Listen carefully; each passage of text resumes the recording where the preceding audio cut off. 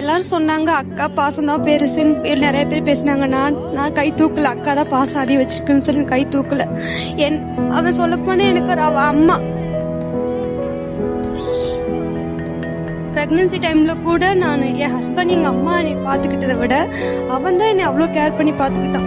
எனக்கு back pain வந்தாலும் கால வீங்கினாலும் எந்நேரமா இருந்தாலும் எனக்கு வலிக்குதுடா அப்படின்னு சொன்னா எங்க வலிக்குதுன்னு சொல்லிட்டு அவன் தூக்கத்தை கெடுத்து எனக்கு எங்க வலிக்குதோ அங்க அமுக்கி விடுவான், கை கால் பிடிச்சி விடுவான். நான் நார்மல் டெலிவரி ஆகணுன்றதுக்காக அவனும் என் கூட சேர்ந்து எக்ஸசைஸ் பண்ணான்.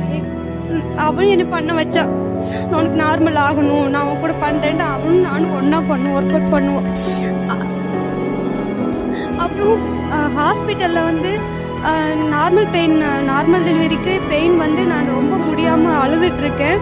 அவன் என்னை பார்த்தனே கட்டி பிடிச்சிட்டு அவன் ரொம்ப அழுகுறான். சிஸ்டர் கூட சண்டை போடுறான், இவ்வளோ பெயினில் இருக்கு, இன்னும் கவனிக்காமல் இருக்கீங்க, சிசரியன் பண்ணி குழந்தை எடுங்க ஃபஸ்ட்டு அப்படின்னு சொல்லி சிஸ்டர் கூட அவ்வளோ சண்டை போட்டான்.